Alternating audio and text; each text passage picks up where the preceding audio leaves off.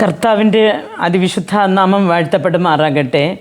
1 ശമൂവേലിൻ്റെ പുസ്തകം 17-ാമത്തെ അധ്യായം അതിൻ്റെ 26-ാമത്തെ വാക്യത്തിൽ നാം ഇങ്ങനെ വായിക്കുന്നു: അപ്പോൾ ദാവീദ് തൻ്റെ അടുക്കൽ നിൽക്കുന്ന അവരോട്, ഈ ഫെലിസ്ത്യനെ കൊന്ന് ഇസ്രയേലിന് നിന്ന് നിന്ദ നീക്കിക്കളയുന്നവന് എന്തു കൊടുക്കും? ജീവനുള്ള ദൈവത്തിൻ്റെ സേനകളെ നിന്ദിപ്പാൻ ഈ അഗ്രചർമ്മിയായ ഫെലിസ്ത്യൻ ആർ എന്ന് പറഞ്ഞ്. പ്രിയ ദൈവമക്കളെ, ഈ അഗ്രചർമ്മിയായ ഫെലിസ്ത്യൻ ആരെന്ന്. അപ്പം ജീവനുള്ള ദൈവത്തെ സേനയെ നിന്ദിപ്പാൻ ആർക്കും കഴിയുകയില്ല എന്ന് ഈ വചനം നമ്മെ പഠിപ്പിക്കുന്നു. പ്രിയ ദൈവമക്കളെ, ഈ ദാവീദാണെങ്കിൽ അന്ന് യുദ്ധക്കളത്തിലേക്ക് പോയത് തൻ്റെ സഹോദരന്മാരെ അന്വേഷിച്ചാണ് യുദ്ധക്കളത്തിലേക്ക് പോയത്. അപ്പോൾ അവിടെ പോയപ്പോൾ ദാവീദ് കണ്ട ഒരു കാഴ്ച ഉണ്ട്. ദൈവമക്കളെ അല്ലെങ്കിൽ ദൈവത്തെ ദുഷിക്കുന്ന ഒരു ഫെലിസ്ത്യൻ എന്ന് പറഞ്ഞാൽ അന്യ ഒരു നാട്ടുകാരൻ, അന്യ ദൈവങ്ങളെ വിശ്വസിക്കുന്ന ആൾ. അപ്പോൾ ഈ ഒരു ദുഷിക്കുന്നത് കണ്ടിട്ട് ഈ ദൈവത്തിൻ്റെ അഭിഷേകം പ്രാപിച്ച ദാവീദിന് നിൽപ്പാൻ സാധിച്ചില്ല. അപ്പോൾ അവൻ താൻ ദൈവത്തെ ആശ്രയിച്ചിരിക്കുന്നത് കൊണ്ട് ഇവനിൽ നിന്ന് വിടിയിപ്പാൻ ദൈവം ശക്തനാണെന്ന് ദാവീദ് അന്ന് അറിഞ്ഞിരുന്നു. ദാവീദ് അന്ന് ഒരു രാജാവല്ല, അന്നൊരു ബാലൻ മാത്രമായിരുന്നു.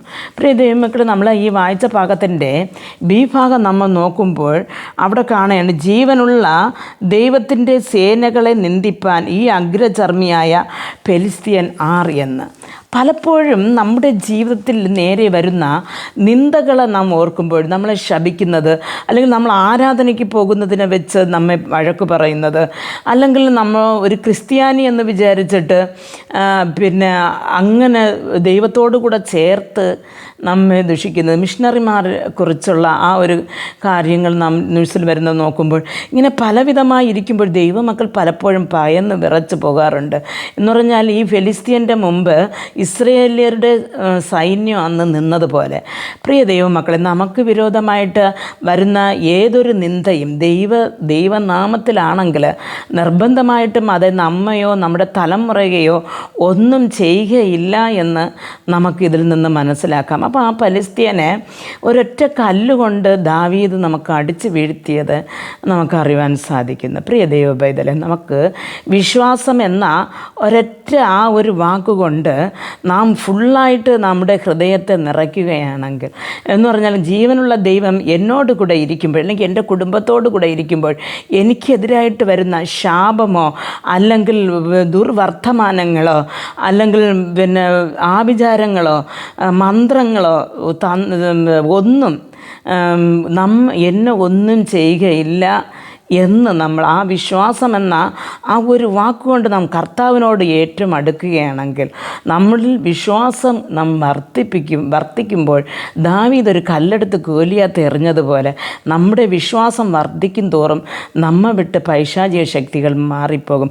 നമ്മുടെ ജീവിതത്തിൽ പല കാര്യങ്ങളിലും നമുക്ക് അതിൽ നിന്ന് ഒരു വിടുതൽ വരുന്നത്, അല്ലെങ്കിൽ നമ്മൾ പ്രാപിച്ചെടുക്കുന്നത് നമുക്ക് അറിവാൻ സാധിക്കും. പ്രിയ ദൈവമക്കളെ, ആയതുകൊണ്ട് ഇന്ന് മുതൽ അവിശ്വാസത്തെ കളഞ്ഞിട്ട് ഏത് ശാപമായാലും ഏത് രോഗമായാലും ഏത് കഷ്ടതയായാലും ഇതിൽ നിന്ന് കടന്നു പോകുവാൻ ദൈവം ഒരു വഴി തരും എന്ന് ഉറച്ച് വിശ്വസിച്ച് മുമ്പോട്ട് പോകുവാൻ കർത്താവ് നമുക്ക് ഓരോരുത്തർക്കും കൃപ നൽകട്ടെ. പ്രാർത്ഥിക്കാം.